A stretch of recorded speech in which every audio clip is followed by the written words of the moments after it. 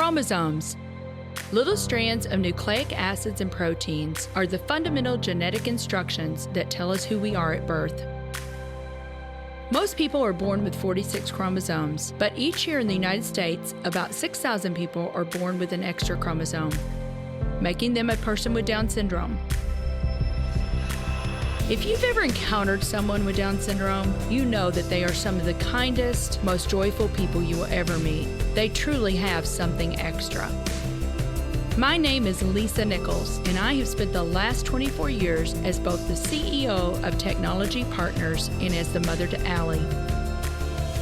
Allie has something extra in every sense of the word. I have been blessed to be by her side as she impacts everyone she meets. Through these two important roles as CEO and mother to Allie, I have witnessed countless life lessons that have fundamentally changed the way I look at the world. While you may not have an extra chromosome, every leader has something extra that defines who you are. Join me as I explore the something extra in leaders from all walks of life and discover how that difference in each of them has made a difference in their companies, their families, their communities, and in themselves.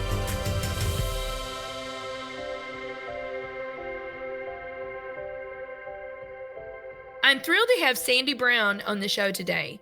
Sandi is the founder and president of Gateway Creative Broadcasting in St. Louis, Missouri, radio personality, and host on Joy FM. If you like this episode today, please go to Apple Podcasts or wherever you listen and leave us a 5-star rating. Well, Sandi, I am looking so forward to our conversation today. I've been looking forward to this now for quite some time, and I'm so glad that we were able to make this work. Thank you so much for being willing to be on the Something Extra podcast. Looking forward to our time together, Lisa, always. Well, we have got so much that I want to talk about, so we need to really dive right in. But the listeners may not know a little bit about how you grew up. Now, did you grow up in Illinois or St. Louis? Southern Illinois is where I was born. And then we lived up in Chicago for a little bit, came back to the Metro East Side, Waterloo, Columbia area is where I went all through school, met my husband. We've raised our family. So yeah, St. Louis metro area since I was in about 5th grade. So it's definitely home. So tell me, did you grow up with siblings? I have an older brother. Actually, my mom and dad divorced when I was 5. She remarried and I had a stepdad in the picture, and that was a very rocky, difficult home life situation. And then they divorced when I was around 13. And then an additional stepdad entered the picture when I was 20 or so. So I always like to talk to moms who hope that they've not damaged their kids or are concerned that choices that they've made in the past have some difficult, ramifications on their kids, to say, hey, you know what? It's all right, that we're going to end up in good places. So there's just this way of God being faithful that we can end up in places that are okay, even from broken homes. Yeah. Oh, I love that. And I know, your whole goal is to give hope and help to people. But you ended up going and you got a degree in communications, right? I did, from Maryville here in St. Louis, and started interning at both secular and Christian radio then. So I had exposure to both. But yes, got my degree in communications, emphasis in broadcasting, from Maryville. And so let me ask you, was there something in your childhood that you were fascinated by radio personalities? Did you think when you were a child, I want to be in radio one day? Or what was the precipice for all that? Well, I got in trouble for talking a lot at school. I don't know if that was my early indication that talking might be part of my profession. I don't know. But really, in high school, I give all credit to my high school speech coach. I wanted to be on the speech team, and there were all different kinds of events and categories. And she told me that if I wanted to participate in anything else I wanted to do, that I also had to do an event called radio, where you would show up and they would give you about 30 minutes of content that you had to whittle down into a 5-minute newscast. And I'm like, oh, that's boring. Who would want to do radio? I said, okay, if that's what I have to do the other things that I want to do. And I came back from my first tournament and I was like, I loved it. So I came into it because I was forced into it and lit a fire, and I love it. Oh, wow. Well, there's a lesson right there, isn't it? These things come from unexpected places, and she lit a fire in you that you didn't even know that existed. Well, so you went on and got your degree in communications, but you told me that you actually got to work for an organization that Greg and I both love and have supported for years, and that's Focus on the Family. I did not know that about you until I started getting ready for our podcast today. So tell me about that experience a little bit. You lived in Colorado Springs for a while, right? Right. So I was in St. Louis radio before working for them and then after, but they had a position in their creative services department.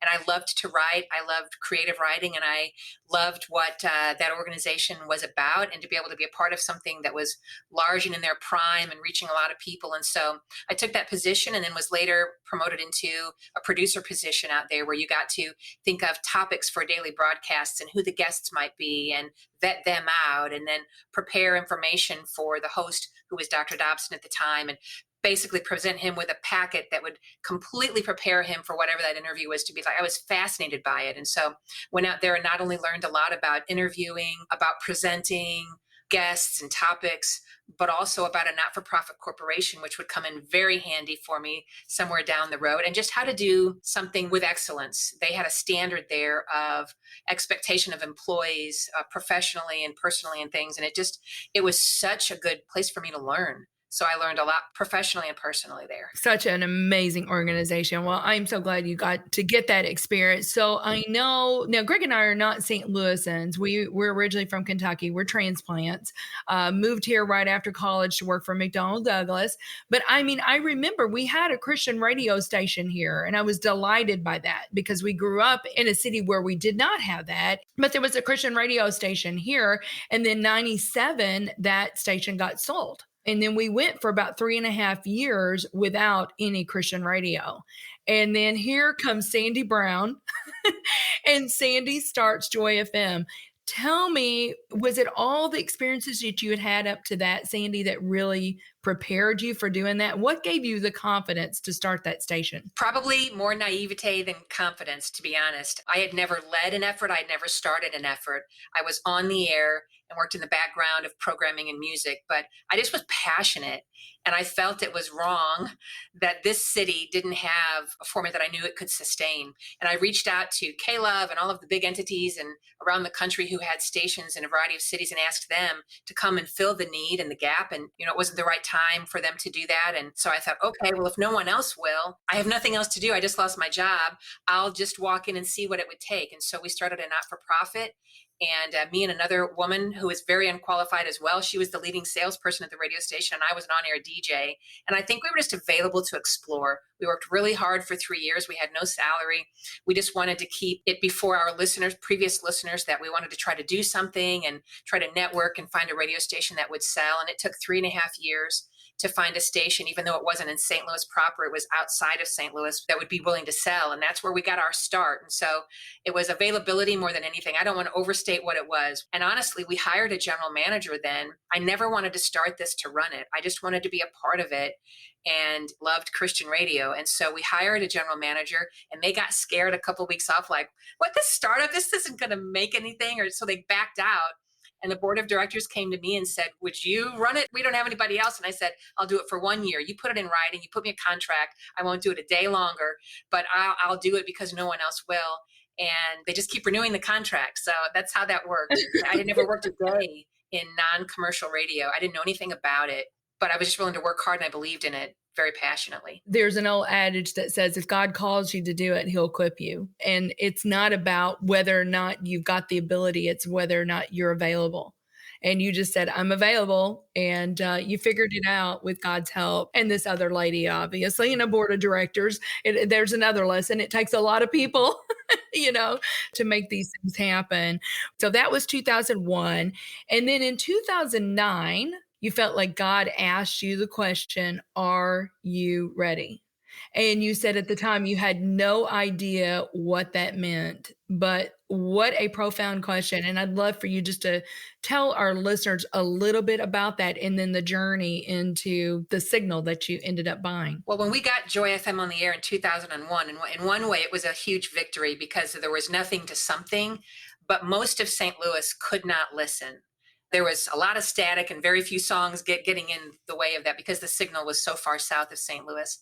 It was our biggest hurdle. We had all of this desire to reach everybody and no ability to do so. And you can't just go turn it up. The FCC has boundaries and things. And so we would pray year after year after year about it. And out of seemingly nowhere, I felt like it was God. I didn't hear a voice, but I felt like he said, are you ready? And I said, for what? And I didn't get an answer, but I sensed that it was, are you ready to go into a space that's bigger than where we are right now? Well, of course we were. We were ready for, 7, 8 years, but I don't think he meant, would you like to do this? I literally came back to our board of directors and I said, God wants to know, are we ready? And they're like, for what? And I said, I don't know. I don't think it's conditional. I think it's more about, are you ready and eyes wide open for me to do something here?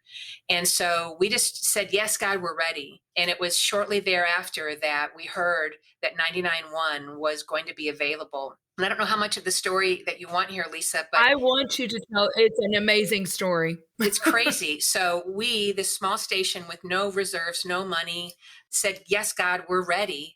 And that didn't mean financially, right? It didn't mean we had a signal. It just meant, God, we would love for you to do something here. And so we went and talked to the owners of the station. They told us it would take $30 million to buy 99.1. And that was $30 million more than we had. So we were like, wow.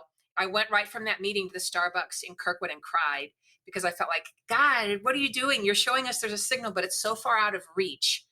The board chair and I just decided after that meeting, well, okay, we can't do that, but what could we do? And we prayed and we felt like the Lord brought us to a number amount that, okay, if we got this big signal and we got so many listeners, over time we would be able to pay, right? And we created this scenario that in 20 years it would be worth $18 million.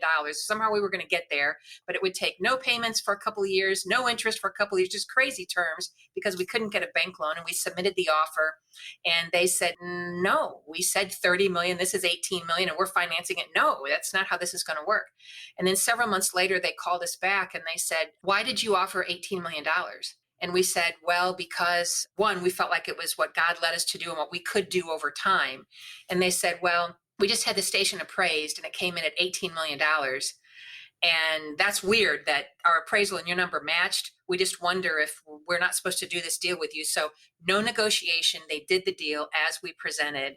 That's how we got on the signal. And I was both scared and excited at the same time because I was like, yes, God, it's here. But then I was like, whoa, how do we now do $18 million, right? Oh And no. it was just one of those things. I think yet a God again was going, are you ready? But you're not the one that has to do it. You just have to be available and watch and listen and be willing to step into the door I'm going to open. And sometimes it's a scary door. It seems bigger and more than what we thought we could do. And instead of taking 20 years, Lisa, as you may know, within 3 months, our audience went from 80,000 people to over 400,000 people, which was double what we ever thought would be listening to our station ever. And we're like, wow, God. So we went to them and said, are you ready? And could we pay this off in 10 years? And that's what happened. Last year, Joy FM listeners paid off $18 million signal in 10 years. Yeah, listener supported. That is such an amazing story, Sandi, and just such a testament to when we take our hands off the wheel and let God do what only he can do. It's an only God thing, but you just being the vessel and being ready. I think that's such a profound question. So are you ready? Are you ready to go to the next level? I said, are you ready to make the changes that I might call you to make? This can apply to anybody. And you said this is kind of like a staple for the station. People know that question. And sometimes, like you said, it's scary doors. It's uncomfortable, unfamiliar places. But, if we have trust and faith, God's going to take us there. And it's more than we can hope or imagine. To your point, you went in 3 months, many more listeners than you ever thought would listen. So he blew the top off of that. I feel like it was a question that was not just for the moment, too. I feel like he wants us to always be ready for what he wants to do. I think sometimes we get really fixated on what we can do or what we want to do, and we want to make something happen or we want to, whatever. And we always talk as a staff, we can come up with ideas, but none will be able to match what he has in mind. We've just seen that happen. And so more than coming up with things, we want to be positioned and be ready for what he has in mind and just say, we won't be afraid. Initially, we might be, right? We might freak out and go cry at Starbucks, but in time, God, we want to be ready. We want to be available. We want to do what you have in mind because there's no way we could even come up with that. And so are you ready for our staff and our culture here? Is really an invitation every day to say, I'm still ready. God, are you ready now to do something else or more or whatever? Because we are, and not to assume that he always will, right? Or whatever, or timing that we haven't figured out, but just to stay available and say, God, we're ready today. When you're ready, we're ready. Yes. Oh, I love that wisdom. It will be one that sticks with me, Sandy. So thank you so much for that. But we do need to take a quick break and we'll be right back with Sandi Brown. Are you an IT executive with years of experience? Are you energized when you empower others? If I've piqued your interest thus far, you may be a great mentor for the TechLX program in St. Louis. TechLX prepares rising IT leaders to tackle today's challenges and prepare for tomorrow's demanding roles by pairing them with senior IT executives like yourself. Mentors receive coaching from technology partners and will be invited to all TechLX networking events featuring outstanding speakers of the IT industry. To apply, visit tpi.co/TLX.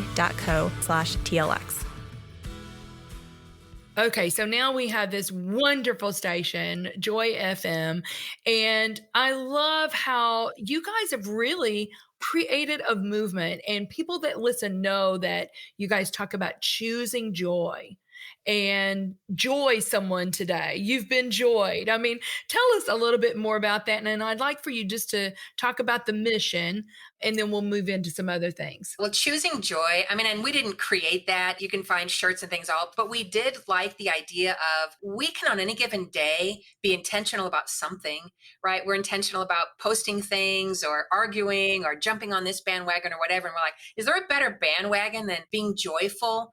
And so it's just that simple that, hey, you do have a choice today. And what if we all just chose to be joyful ourselves and to try to share that with somebody else? A listener actually came up with a concept of you just got joyed. And we're like, oh my gosh, that's a genius. And so instead of a random act of kindness, we just call that concept of joying somebody. And then when that happens, we just say, you just got joyed. And it feels good. And it's so amazing whether someone's paying for somebody in the drive through behind them or whatever, we then get the calls. And they always say it's more meaningful than what it on paper looks like. Someone paid for my $3 coffee or whatever, but I was having a bad day. And then they just start to fill in this story of how meaningful it was to them, which then just spurred us on to go, okay, it's going to look like one thing to you. It's going to look like $3 to you, but it's going to feel like joy to somebody else. And so we just encourage people to choose joy for themselves and to share it. Yeah, that's beautiful. A spiritual mentor one time to me said, every time you enter a room, think about a joy meter. Does the joy meter go up or does it go down? And it's just such a great thing to keep in the forefront. You can bring joy to everybody you meet, if you're intentional. Now, if you're not intentional, then nothing happens, right? So what is the mission statement? Our mission statement, the staff will be proud if I can say it, but because we spent a lot of time on our mission, but desiring obedience above all, we will use Christian music as a means to encourage, to unite, and to share Jesus. That's the crux of what it is. And what I think most people get, okay, you want to encourage people, you want to bring people together, and you want to share Jesus, you're a Christian station. But what's the whole desiring obedience above all thing about, right? And that's the one that our staff, I think, appreciates the most over time. And it goes back to what we were saying earlier, Lisa, which is we're not here so much to drive something ourselves as much as it is to follow, because we've just found that when we do that, God does bigger and more things that we couldn't do on our own. So we just wanted to make sure that we lead with that intentionality up front. Like, okay, is this something that God has birthed or not? If not, we want to be really, really careful about that. And if so, we want to chase that with everything we have. I'm thinking of Chris Tomlin's song, I Will Follow. Follow wherever you lead. But listen, if he's not leading you there, don't go there.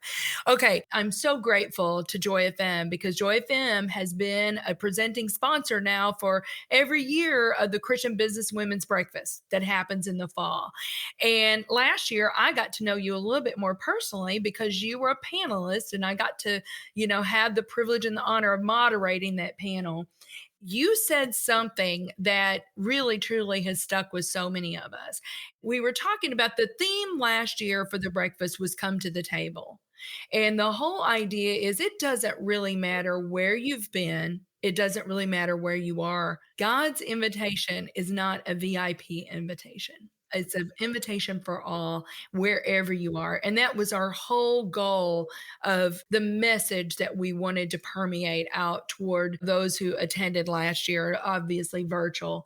But you said something, and we had a very diverse, we had some CEOs. You were on as a general manager of a Christian radio station. We had a professional basketball player on the panel. We had a very diverse panel.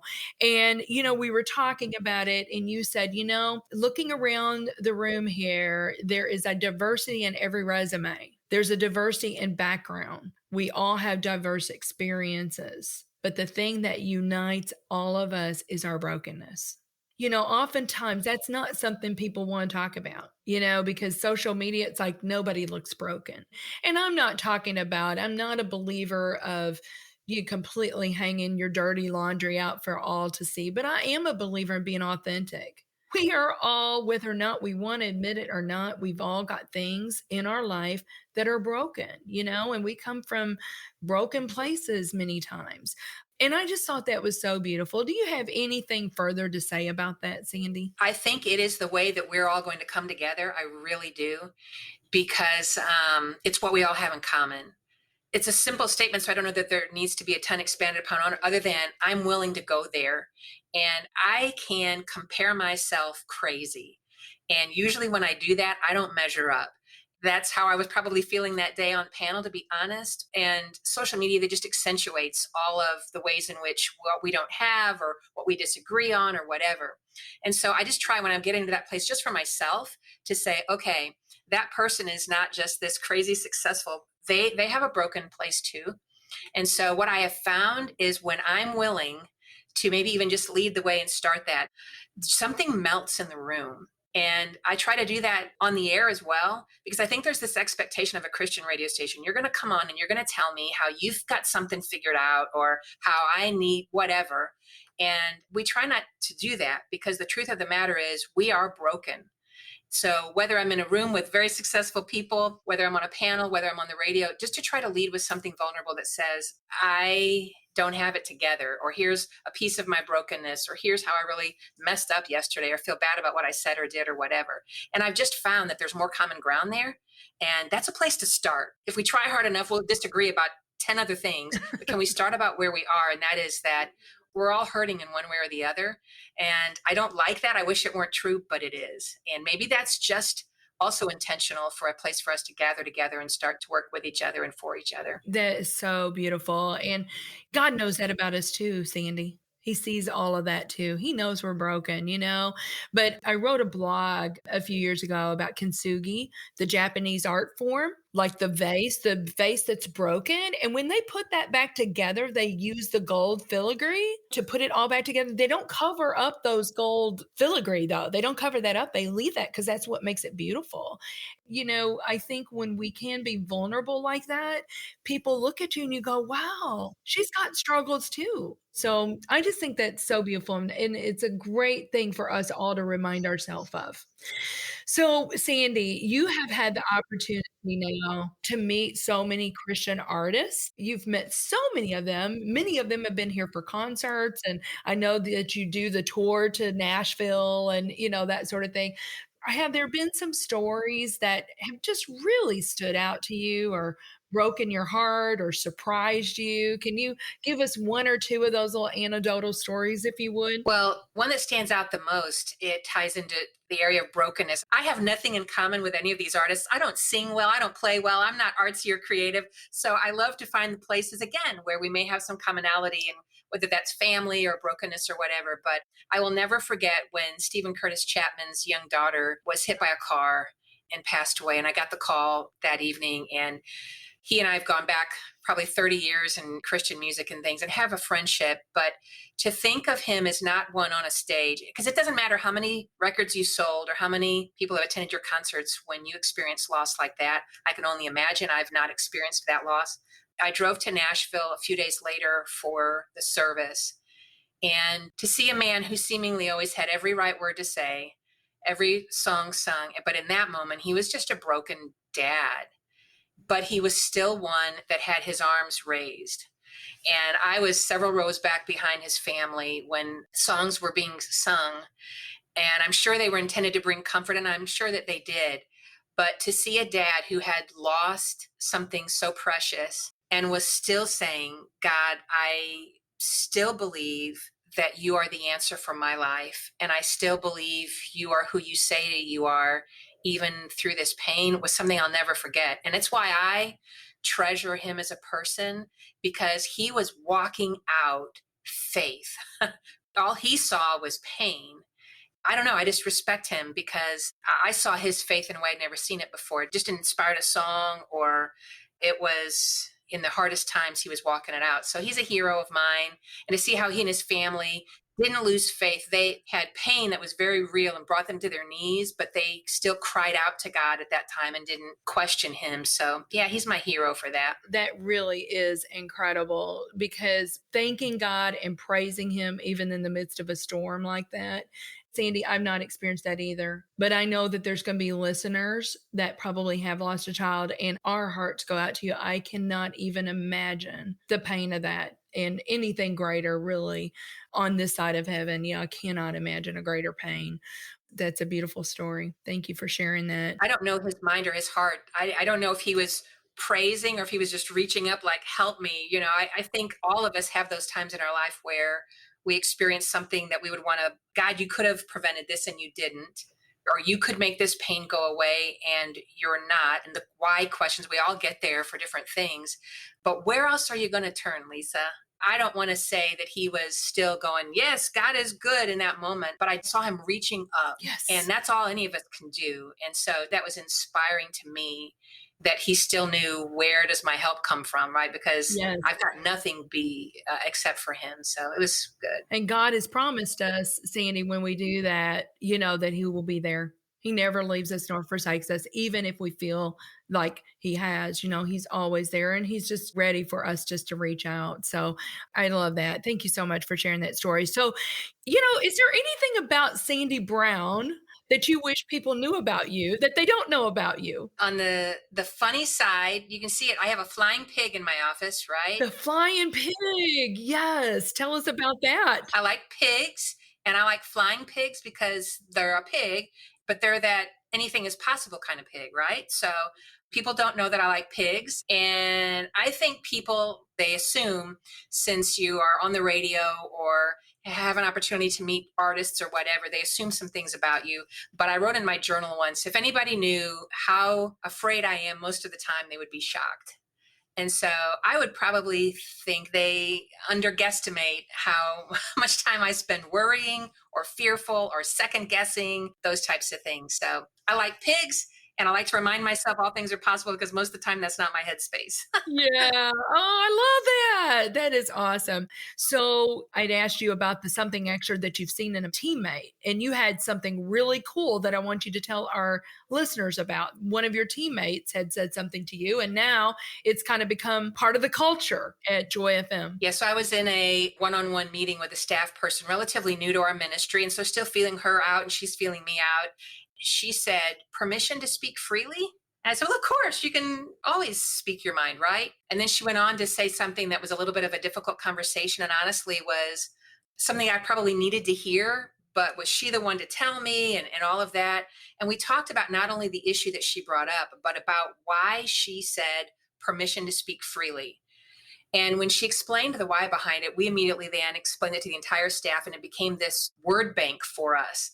Because what she was really saying was, she knew she could say anything, but what she was doing was preparing my heart to say, Sandi, it's difficult for me to say, and it might be difficult for you to hear. So are we both right here, right now, emotionally present to have a difficult conversation? It opened my eyes to the need for that kind of preface to some difficult conversations sometimes. And so we've just embraced that as a culture to say, you know, if I'm getting ready to go into something that I know that you don't know, right? I know we're getting ready to go into bumpy waters here, but you don't. It's only fair for me to give you a little bit of warning. And also it's fair for you to say, yes, I want to have this conversation, but not right now, or whatever. So there's so many pluses to it. And so we just call it the permission to speak freely mindset. And as a staff, we know what that means. And it has really been helpful for those difficult conversations. And they're not all like a bomb's getting ready to explode. Who knows what it could be, but it prepares both sides for the conversation. Yeah. You know what? That is so wise, truly, to kind of have that vernacular that everybody knows. When you say this, this could be something difficult, you know? We go to the Crossing Church, was a multi-site church here in St. Louis, and they've got a saying that says, not my backpack, meaning that is something somebody else owns. That's not a fight that I want to have, or a either or, you know, I'm not this way or that way, you know, it's not my backpack, you know, that's not something that I necessarily need to own. So, you know, I loved kind of that vernacular that everybody understands what it is. And I think it's a great way to communicate. So, Sandi, what do you believe is the something extra that every leader needs? What I'm learning to grow into, and I need this, so maybe other leaders do as well, and that is the art of being emotionally present. And that ties in with that permission to speak freely. I've gone from meeting to meeting to meeting before out of necessity, but my emotions, I'm still back 2 meetings before, which is really unfortunate because I'm probably missing some of the engagement in this meeting. And it also means whoever I'm having a meeting with now is not only experiencing my reaction to them, but my reactions 2 meetings ago too. And so the something extra I would just challenge all of us to be is really emotionally present. And also the freedom to say, I'm not. So can we postpone this meeting? I owe you the gift of being fully present, fully engaged, fully listening. And if for whatever, hopefully I can get there, but if I can't, then let's just pause and let me be emotionally where I am and present somewhere else. So I don't know how that sits with you, Lisa, but it's a challenge for me. And I want to get better at, one, detaching from the emotions from the last meeting and attaching and being present emotionally with whoever I'm engaging with right now, a listener, a staff person, you, right? That was one of my prayers before starting. Can I really be emotionally present so that you feel seen and known and heard and engaged with? And if 2 people are doing that, that's good stuff. And you know what? It's been challenging this last year. There was one day, I would not recommend this, but I had 16 Zoom meetings that day. So, you know, I'm going from one Zoom meeting to the next with no margin. So that's the other thing. I talk about white space and margin.